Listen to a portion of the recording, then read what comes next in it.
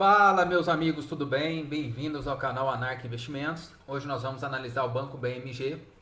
É um banco, para quem não conhece, é um banco múltiplo que oferece serviços e produtos tanto para pessoa física como jurídica. O ticker dele é BMG B4. Vamos fazer uma análise profunda da DRE, balanço patrimonial e os indicadores para sabermos se o resultado do segundo trimestre de 2026 e do semestre de 2026 foram bons. Então vamos começar pela margem financeira do banco. Começando aqui pela margem financeira, nós podemos ver que no primeiro semestre de 2026, em comparação ao primeiro semestre de 2025, houve um avanço de 10,48%, chegando a 5,08 bilhões.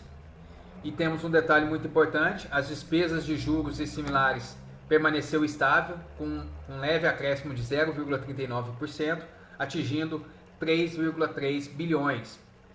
Então o banco conseguiu aumentar bastante a sua receita financeira sem ter um crescimento proporcional das despesas financeiras.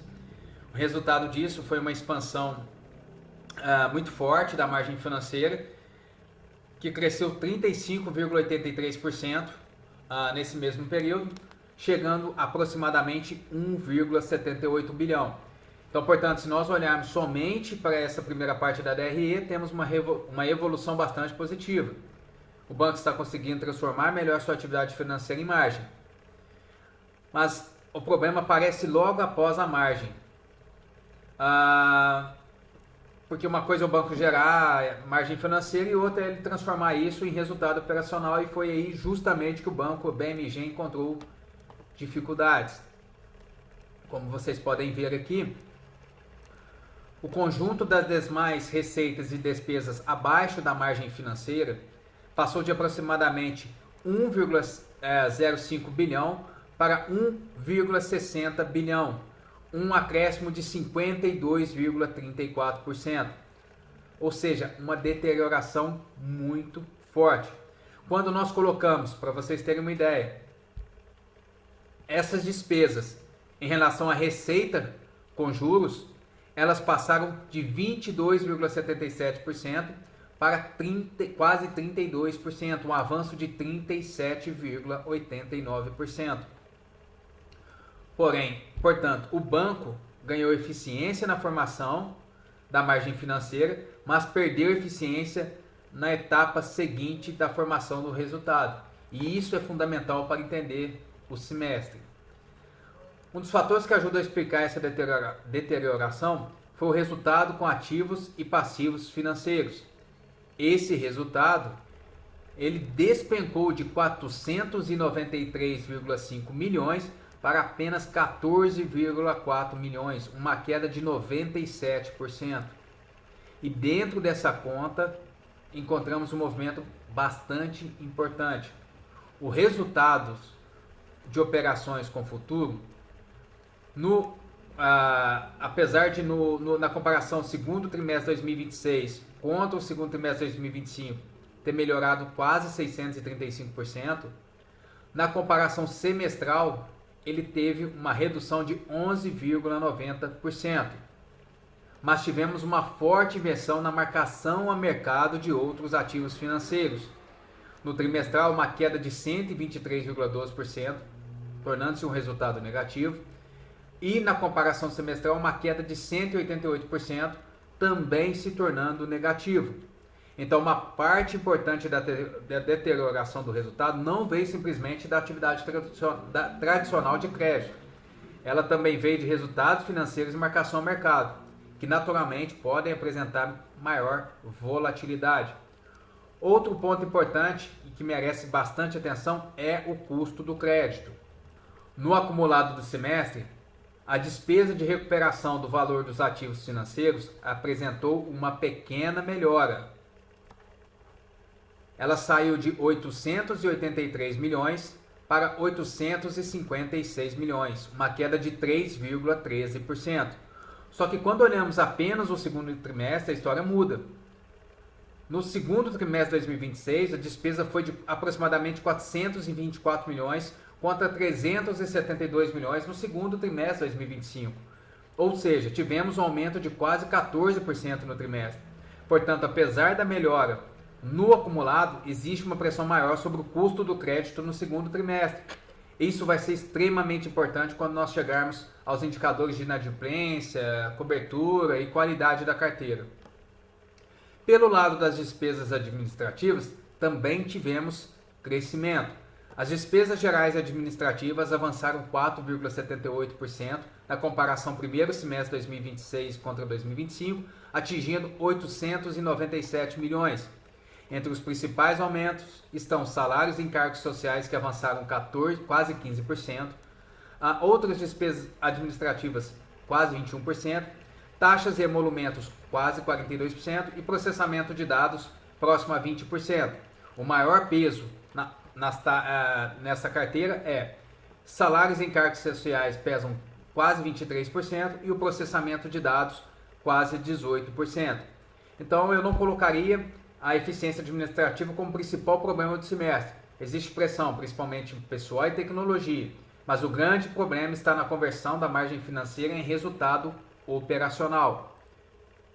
E falando no resultado operacional, nós chegamos nele. O resultado operacional caiu incríveis 30% na comparação semestral. E percebam a contradição. Receita de juros subiu 10,48%. Margem financeira subiu 35,83%. Resultado operacional, queda de 30%. Então a principal questão da DRE não foi a capacidade de gerar margem, foi a capacidade de converter essa margem em lucro operacional. E aí chegamos ao lucro líquido. Mesmo com o resultado operacional caindo aproximadamente 30%, o lucro cresceu. Como? O lucro passou de 270 milhões para 310 milhões na comparação semestral, um avanço de quase 15%. À primeira vista parece excelente, mas aqui precisamos um pouco de mais detalhes, porque esse crescimento do lucro não veio simplesmente de uma melhora operacional, como vocês acabaram de ver. Na nota 20B, nós podemos ver que o Banco BMG ele teve aproximadamente 27,7 milhões de imposto corrente, mas reconheceu aproximadamente 154 milhões de imposto diferido. O resultado foi um benefício tributário de 126,8 milhões. No mesmo período de 2025, havia apenas 7,7 milhões. Então tivemos uma diferença de 119 milhões nessa linha. Isso muda bastante a interpretação do crescimento do lucro. O lucro cresceu quase 15% e o resultado operacional caiu 30%. Portanto, não podemos simplesmente olhar para o crescimento do lucro e concluir que a operação melhorou na mesma proporção. O resultado tributário teve uma contribuição muito relevante. Pois bem, agora vamos analisar o balanço e vamos começar pelos ativos. O total de ativos financeiros chegou a aproximadamente 41,1 bilhões, um crescimento de 2,49% em relação ao quarto trimestre de 2025. Mas mais importante do que o crescimento do ativo é a mudança na composição. Vocês podem ver que os ativos ao custo amortizado cresceram 10,41%, chegando a 30,74 bilhões. Enquanto isso, os ativos classificados ao valor justo por meio do resultado tiveram uma queda de 41,63%. Ou seja, não estamos simplesmente vendo o balanço crescer, estamos vendo uma mudança na composição dos ativos. E aqui já chegamos ao coração do balanço de um banco, que é a carteira de crédito.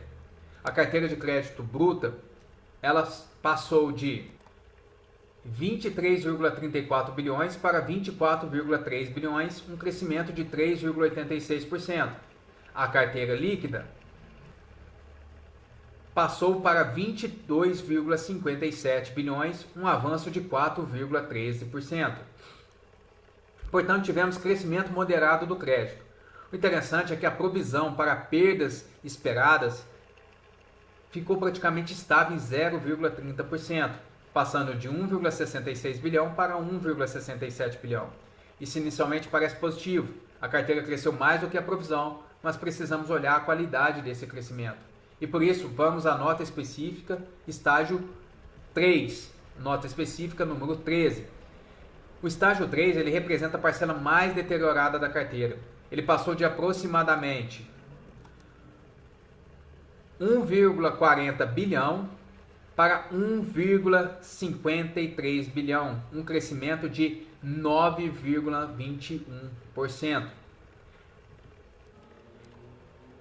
Então temos uma situação interessante. A carteira está crescendo, a provisão total permaneceu praticamente estável, mas a parcela de maior risco também está aumentando. Portanto, não basta olhar para o crescimento da carteira.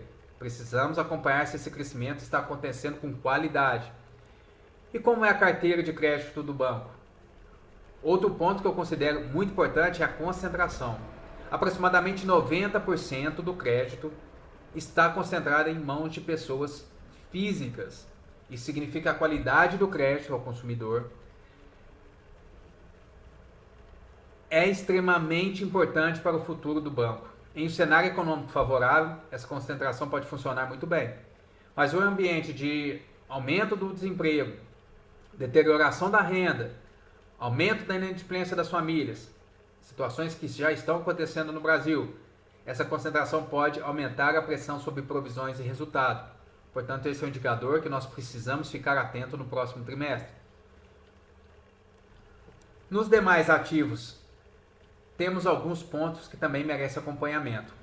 O intangível chegou a aproximadamente 1,83 bilhão, sendo cerca de 1,08 bilhão relacionado à ágio na aquisição de controlada. O ágio não representa geração de caixa por si só, portanto nós precisamos acompanhar se os negócios adquiridos estão entregando o desempenho esperado e se existe risco futuro de impairment. Também temos aproximadamente 4,76 bilhões em ativos fiscais, sendo 4,1 bilhão deles em impostos diferidos. Não significa necessariamente um problema, mas é uma parcela relevante do ativo e precisa ser acompanhada quanto à capacidade de realização futura. Agora, passivo e funding.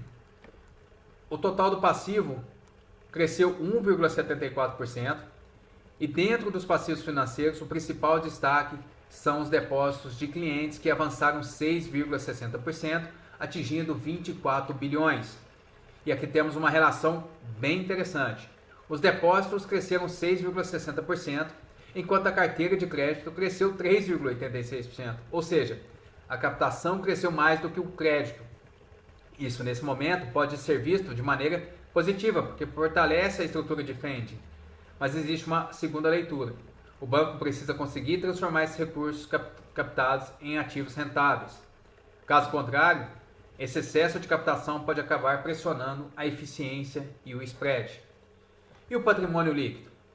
O patrimônio líquido cresceu 9,33%, passando de aproximadamente 4,64 para 5,08 bilhões. Isso aconteceu enquanto o ativo cresceu apenas 2,47%, como nós vimos aqui. Ativo, total do ativo, 2,47%, e o passivo avançou 1,74%. Ou seja, o patrimônio cresceu mais rapidamente do que o balanço como um todo. Tivemos aumento do capital social em 5,64%, aumento das reservas de lucro em 16,71% e aumento em outros resultados abrangentes acumulados em 22,79%. Isso representa uma recomposição importante da estrutura patrimonial. Então, olhando o balanço como um todo, eu vejo uma evolução positiva. Ativo cresce 2,47%, passivo 1,74%, patrimônio líquido cresce 9,33%. Isso indica fortalecimento relativo da estrutura patrimonial. A carteira de crédito cresceu, os depósitos cresceram ainda mais e o banco terminou o semestre com uma estrutura de capital mais robusta. Porém, existe um ponto que não podemos ignorar: qualidade da carteira de crédito. O estágio 3 aumentou e os indicadores de inadimplência e custo de crédito vão nos dizer se esse crescimento do crédito está realmente sendo sustentável. E para isso, vamos aos indicadores de eficiência, rentabilidade, valuation. Vamos analisá-los. Quando nós analisamos o ROI, nós vemos que ele teve um avanço de 2,39%, saindo de 12,72% para 13,02%, e o ROA de 12,17 para 12,76, um avanço de 4,89%. Independente do indicador que estamos olhando, a mensagem principal é que a instituição está conseguindo gerar retorno sobre sua base de capital e ativos em níveis melhores do que o período anterior. Isso é importante porque demonstra que o fortalecimento patrimonial não está simplesmente parado no balanço. Existe geração de resultados sobre esse capital. E a margem financeira? Na margem financeira temos um ponto positivo. No segundo trimestre, ela cresceu 4,8% contra o mesmo trimestre do ano anterior. E no semestre, o crescimento foi de 3,20%. E quando nós descontamos o custo de crédito, a margem financeira, após o custo de crédito, cresceu 5,6% na comparação semestre contra semestre, chegando a 1,76 bilhão. Então, mesmo com a pressão das provisões, o banco ainda conseguiu expandir a margem financeira líquida do custo de crédito. Isso mostra uma capacidade operacional importante. O índice de eficiência. No segundo trimestre, houve melhora de 53,9% para 52,4%. Porém, quando olhamos o acumulado do semestre, tivemos movimento contrário. O indicador passou de 50,8% para 52,4%. Então, eu não classificaria a eficiência como resolvida. O segundo trimestre trouxe melhora, mas ainda existe pressão acumulada no semestre. E isso conversa diretamente com aquilo que vimos lá na DRE. As despesas administrativas e operacionais crescendo e uma dificuldade maior de converter margem em resultado. E a inadimplência? A inadimplência, acima de 90 dias, ela passou de 3,8% para 4,2%, como vocês podem ver aqui. Portanto, houve deterioração. Ao mesmo tempo, o índice de cobertura caiu de 208% para 162%. E o custo do crédito, medido pela provisão sobre devedores duvidosos sobre a carteira média, passou de 4,6% para 6,30%. Então temos três movimentos acontecendo ao mesmo tempo. Inadimplência subindo, custo do crédito subindo e cobertura caindo. Esse é provavelmente o principal sinal de alerta de toda a análise. A carteira de crédito. A carteira de crédito total, ela caiu 2,5% na comparação com o segundo trimestre de 2025, ficando aproximadamente 24 bilhões.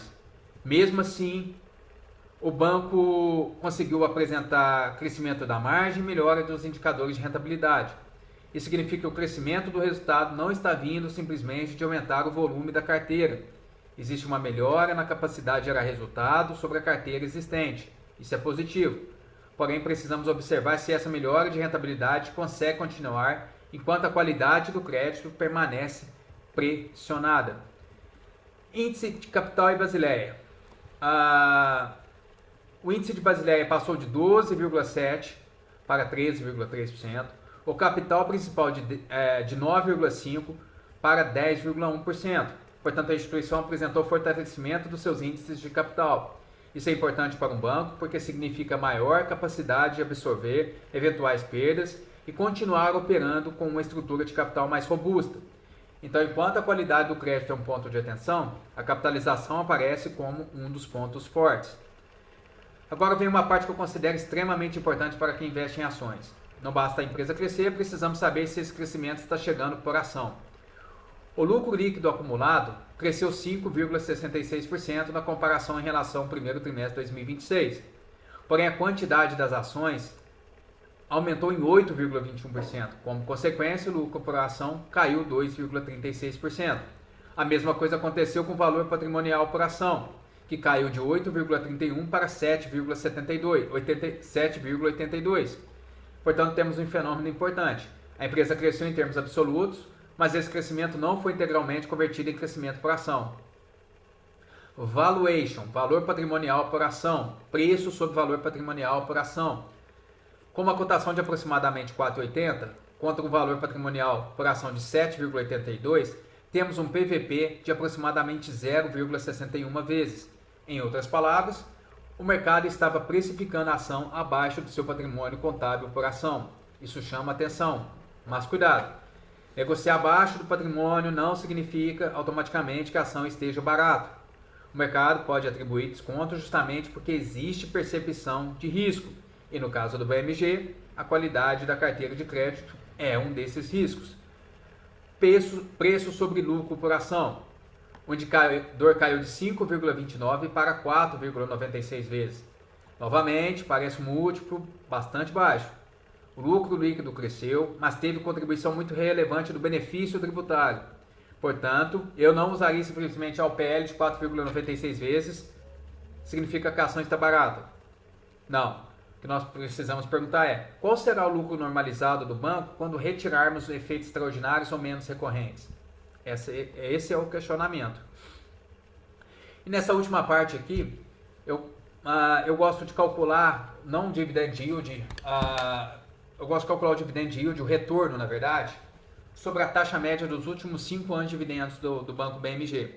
Então, o somatório de dividendos dos últimos 5 anos dá 1,97, a média dos dividendos dá 0,39. Então, a partir dessa média, calculamos os preços correspondentes a diferentes níveis de dividend yield. No nosso cálculo, chegamos a um somatório de dividendos de 1,97, com uma média aproximadamente de 0,39 por ação. Considerando a cotação de 5,13, esses dividendos representam hoje aproximadamente uma taxa contratada anual de 7,69% do preço da ação. Isso olhando a média dos últimos 5 anos. Agora vamos observar quais são os diferentes preços de ação de acordo com os diferentes níveis de retorno que a gente pode considerar. 6% de dividend yield, o preço teto seria 6,57%, 8%, 4,93%, 10%, 3,94%. A única coisa que eu quero chamar a atenção aqui é que esse método de déficit Bazin é apenas uma ferramenta complementar. Ele sozinho não considera todos os aspectos que nós analisamos ao longo desse vídeo. Esse é um método que eu uso antes de começar a comprar ações no gráfico. Por quê? Porque às vezes uma ação que no gráfico teve um desconto sobre o preço mais alto na cotação, já caiu 20% no gráfico, e outra que caiu 40%, às vezes a que caiu 40%, você olha no gráfico e fala, pô, tá bem descontado. Mas quando você faz a taxa de retorno dos últimos 5 anos, você vê que aquela que caiu metade está com desconto muito maior. Entendeu? Está dando um retorno muito maior. Então esse é o ponto crucial. Então a nossa conclusão final é que, na minha visão, o BMG encerrou o primeiro semestre de 2026 com fundamentos mistos, mas com uma base patrimonial mais forte. O lado positivo é claro, a margem financeira ela melhorou, a rentabilidade avançou, o patrimônio líquido cresceu, os índices de capital melhoraram e o banco continua apresentando capacidade de geração de resultado. Porém, não dá para ignorar os sinais de deterioração da carteira. A inadimplência aumentou, a cobertura caiu, o custo do crédito aumentou e o estágio 3 cresceu. E o resultado operacional caiu de forma relevante. Além disso, o crescimento do lucro líquido precisa ser analisado com cuidado, porque houve uma contribuição muito forte do benefício tributário. E para os acionistas existe ainda outro ponto. O lucro cresceu, mas o número de ações cresceu mais. Por isso, o lucro por ação caiu, como vocês puderam ver, uma queda de 2,36% no trimestre. Por isso, temos uma situação bem interessante. O mercado estava atribuindo aproximadamente 0,61 vezes o patrimônio e 4,96 vezes o lucro. São múltiplos que parecem muito baixos, mas talvez o mercado esteja justamente colocando um desconto sobre a ação por causa dos riscos que nós identificamos. Portanto, eu não classificaria o BMG simplesmente como barato. Eu diria que temos uma empresa com valuation aparentemente descontado, boa capitalização, capacidade de geração de margem, mas que precisa provar que consegue controlar a deterioração da carteira e transformar essa margem em lucro operacional recorrente. E é justamente essa combinação de fatores que nos permite enxergar o que realmente está acontecendo com a empresa. E agora eu quero saber a opinião de vocês. Com PVP próximo de 0,61 vezes, o preço sobre lucro por ação próximo a 4,96, Vocês consideram que o desconto da ação é uma oportunidade ou uma compensação pelo risco de crédito? Deixe sua opinião nos comentários. Se gostou da análise, deixa o like, se inscreve no canal e ativa as notificações. Nos vemos no próximo vídeo.